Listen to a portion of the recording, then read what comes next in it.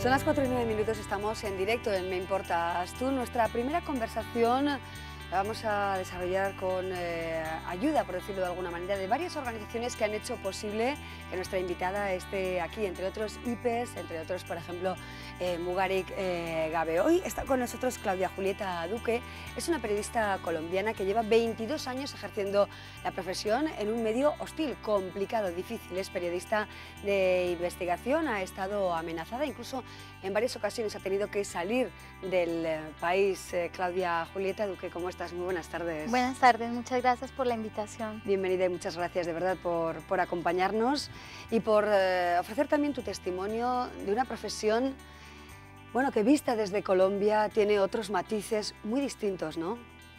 Bueno, Colombia, como sabes, es considerado uno de los países más peligrosos para ejercer el periodismo en el mundo y en América Latina. Entonces, pues sí, es una realidad complicada, marcada por un conflicto armado que tiene ya varias décadas de existencia, por la estigmatización que sufren los actores sociales críticos. Entonces sí, realmente es una situación complicada. Sin embargo, no podríamos decir que hoy es la peor. Si uno mira lo que está sucediendo en un país como México, donde en este año ya van 20 periodistas asesinados, pero sí, Colombia sigue siendo un país difícil para el periodismo. Claudia Julieta, lo cierto es que fuiste muy conocida por la investigación que llevaste a cabo en torno a la muerte, a ese supuesto crimen de Estado. Dos sicarios acabaron con la vida de Jaime Garzón en 1999, ¿verdad? Un periodista, un crítico, un humorista de tu país, de sobra conocido. ¿Cómo fue todo aquello? ¿Cómo fue la investigación? ¿Y qué te supuso tratar de buscar la verdad de ese crimen? Mira, Jaime Garzón fue asesinado el 13 de agosto de 1999. Desde entonces y con mayor razón después de tantos años que han pasado, yo he venido sosteniendo que el asesinato de Jaime Garzón representó el comienzo del fin de la libertad de expresión en Colombia.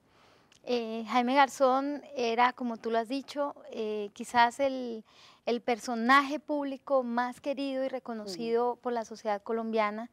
Era considerado, yo por lo menos lo llamo así, el Charles Chaplin colombiano, alguien que desde el humor y desde la crítica política se atrevía a criticar, valga la redundancia, a todos los actores armados y no armados del país, a todos los poderes. Su asesinato conmovió a la sociedad colombiana de una manera, creo yo, única, después del asesinato de Jorge Eliezer Gaitán en el año 48, que desató ese periodo que en Colombia se conoció como la violencia con mayúsculas. Pues yo creo que el asesinato de Garzón es el único otro homicidio o magnicidio que ha causado tal impacto a nivel nacional. Pues cuando lo mataron nos reunimos los periodistas en medio del dolor y de la desazón, y yo propuse investigar el caso, ¿no? Pero esto no fue posible por el miedo que había en aquel momento, por la situación tan complicada de ese ambiente restrictivo que se cernía sobre todos, porque como te digo, un poco la sensación fue, bueno, si son capaces de matar a Garzón, nos matan a todos. Entonces, pues pasaron 2 años, hasta el año 2001. En realidad, final del año 2000, yo conocí al hermano de Jaime Garzón, que se llama Alfredo, y también es un caricaturista, es un dibujante crítico, que tiene un espacio semanal en un diario, en El Espectador, y le propuse, ¿no?, hacerse parte en el proceso, y le prometí empezar a investigar. Y esa labor la empezamos el abogado del caso de Jaime Garzón, con el apoyo de la organización Reporteros Sin Fronteras, y yo empezamos a hacer esta investigación que pues básicamente al comienzo estuvo orientada a mirar el caso, a mirar qué estaba pasando. Cuando nosotros llegamos al caso había 2 personas detenidas por el crimen, señalados de ser los asesinos de Jaime Garzón. Y lo que esta investigación me llevó fue a encontrar un montaje, una desviación del caso que fue ejecutada y planeada desde la Policía Secreta colombiana que se llamaba en ese momento el DAS, el Departamento Administrativo de Seguridad, dependiente de la Presidencia de la República, que había puesto, digamos, como en una escena teatral, testigos falsos, pruebas falsas, y había logrado desviar la investigación. Esto, pues a mí me ha causado, esta investigación me causó en un principio un secuestro durante algunas horas, eso que aquí conocen como un secuestro express y que en nuestro país se llama paseo millonario, un falso robo. Sí. Y bueno, muchas amenazas que me obligaron... Amenazas a su persona y también a su hija adolescente, ¿verdad? Bueno, las amenazas contra mi hija ya se dan en el año 2004, después de mi primer exilio. Yo me tengo que exiliar primero en el año 2001. En aquella época pues sí se dieron muchos seguimientos y muchas cosas que incluyeron y la tuvieron a ella como objetivo, pero ya en el 2004 sí, cuando nosotros logramos probar que lo que yo estaba denunciando era verdad y de hecho pues logramos que el caso se cayera y que un juez de la República nos diera la razón en el sentido de absolver a estas dos personas que estaban señaladas como autores materiales y condenar a sí mismo como autor intelectual al jefe de los grupos paramilitares, Carlos Castaño, que fue la primera vez en la historia del país que se tuvo una sentencia contra un autor intelectual del asesinato de un periodista, o sea, eso fue un paso histórico en la lucha por la libertad de prensa en Colombia. Pues a raíz de eso, digamos, los ataques sí se incrementaron de una manera terrible, al punto de yo haber llegado a recibir hasta 70 amenazas al día, y pues unas de esas amenazas tuvieron como objetivo directo a mi hija, que en ese momento tenía 10 años de edad, y eso me obligó a salir a un segundo exilio. Luego de eso me he tenido que exiliar por tercera vez en el año 2008, y a mi regreso, pues digamos, se desató el gran escándalo conocido como el escándalo de las chuzadas del DAS, que son interceptaciones ilegales y una persecución contra la oposición política en Colombia, que se descubre además a raíz de mi caso, porque en el 2008 yo me di cuenta que las personas que me han puesto como escoltas de confianza y sin armas, porque yo jamás he aceptado las armas, no me interesa si son de protección o de ataque, yo no creo en las armas, vengan de ningún lado, pero tenía unos escoltas puestos por el gobierno, supuestamente de confianza, y yo descubro que estos escoltas estaban involucrados en acciones ilegales de inteligencia en contra mía, entonces renuncio a ¿En quién esto. se puede confiar entonces, no, Claudia?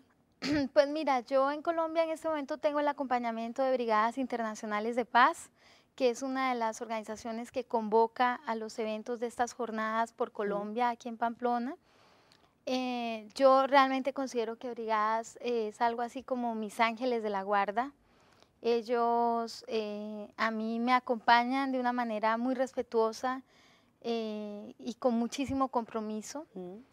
Y bueno, prefiero confiar en ellos. Son personas que no tienen armas, que no tienen ningún tipo de escudo diferente a su nacionalidad. Todos son extranjeros y todos tienen, digamos, un compromiso de ser como cuerpos de paz que acompañan a defensores de derechos humanos. Sí. Claudia Julieta, uno escuchando su testimonio, escuchando tu testimonio, vamos a tutearnos, ¿verdad? Nos lleva a pensar de alguna manera si han tratado de convertir tu vida de periodista, de investigadora, en un calvario, pero realmente te compensa profesional y personalmente vivir así. Bueno, esa pregunta yo me la hago todos los días, te confieso. Y hay unos días en que tengo un poquito más de optimismo que otros. La respuesta no es tanto frente al tema de la compensación, porque ¿qué te puede compensar, digamos, 10 años de persecución, de amenazas, de, como lo llama la propia Fiscalía General de la Nación, que ya hemos logrado establecer que es un caso de tortura psicológica en contra mía? Pues yo no hablo tanto de compensación, yo lo que hablo es de tu proyecto de vida y dónde tú has forjado tu proyecto de vida y bueno, y si quieres luchar por seguir construyéndolo. Entonces, no es tanto un tema de que te compense o no, sino que hay una lucha allí y la lucha es poder ser lo que tú deseas ser Mm. donde tú quieres hacerlo. Entonces, ese es el tema. Yo no siento realmente que haya compensación posible, ¿no? Frente a los ataques del Estado. Pero sí siento que tengo derecho Mm. a seguir soñando Sí. con ejercer mi profesión en mi país. ¿Y piensas seguir siempre trabajando allí? Has trabajado en diferentes medios de comunicación, Ajá. corresponsalías, en la radio. Piensas seguir allí ejerciendo el periodismo, ¿no? Bueno, esa es mi lucha, como te digo. O sea, después de 3 exilios, yo solamente en el 2009 tuve que salir nuevamente por temas de seguridad por un periodo corto, cuando 10 personas intentaron ingresar a mi apartamento en un operativo muy difícil que hubo.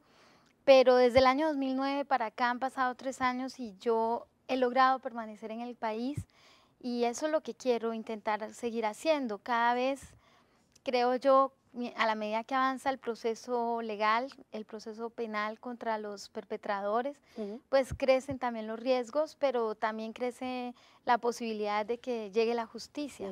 Claudia, ¿sientes también el calor de la profesión? Bueno, hemos comentado al principio en algunos de los premios que has logrado, los reconocimientos también, por ejemplo, de Reporteros sin Fronteras, también el premio al coraje periodístico de otra de las fundaciones, en este caso americana, otro premio muy relevante en ese sentido también de Italia. Ha sido nombrada miembro honorífico del Sindicato Británico Irlandés de Periodistas. ¿Sientes que la población periodística, por decirlo de alguna manera, apoya, somos corporativos, de alguna manera sientes el calor de la profesión o Mira, crees que somos demasiado, sois demasiado pocas las personas que os atrevéis a entregar casi vuestra vida por sacar a la luz temas de esta índole? yo creo que es una mezcla de ambas cosas, o sea, durante la época de las amenazas, yo creo que con las personas amenazadas pasa, con todo respeto, hay que decirlo y guardadas las proporciones, lo mismo que con las personas que sufren, las mujeres que sufren violaciones sexuales. ¿En qué sentido? Hay unas violaciones sexuales que uno llamaría crónicas y es esta niña en su casa que es violada permanentemente Ujú. por su padrastro, por su hermano, por su tío. Entonces, nadie le cree en ese entorno familiar que eso le está pasando hasta que de pronto por ahí alguien logra ayudarle y ella sale de esta situación. Entonces, eso le pasa a los periodistas que tenemos esa nube de amenazas constantes, pues la gente, Mm. los colegas te miran como un poco, Con cierto ¿será recelo. que sí? Sí. Pero cuando se da esa otro tipo de amenaza o en la violación que se llama la aguda, ¿no? O sea, esa de donde te cogen en una calle Ujú. oscura, te violan y entras directamente a un sistema de salud que está de alguna manera más preparado que antes para ayudarte. Entonces, cuando te llega una amenaza tan aguda como la que sufrió mi hija, ¿no? Ujú. O la que hemos sufrido en otras ocasiones, pues ahí todo el mundo se vuelca a apoyarte y tal. Y mucho más si logras demostrar, como fue mi caso, en el 2009 yo logré encontrar el memorando en el que el DAS, en papelería oficial, impresa con los sellos de agua del DAS, se daban órdenes de amenazarla, matarla, mutilarla. Por supuesto, cuando yo logro encontrar esto y denunciarlo y probar que lo que yo estaba, la solidaridad ha llegado por montones. Mm.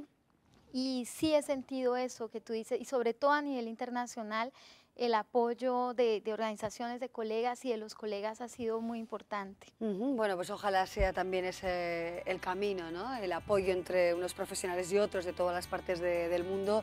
Ya no disponemos de más tiempo, pero ¿hay luz para la esperanza en Colombia para un periodista? Pues yo quisiera encontrar la definición de la palabra esperanza, porque en lo personal yo creo que el periodismo está involucionando muchísimo en el país y que lo que tenemos es un periodismo cada día más plegado a las informaciones oficiales. Entonces, pues la esperanza es que siga habiendo gente que crea en una información diferente y crítica, pero en lo personal yo todavía soy escéptica. Ujú.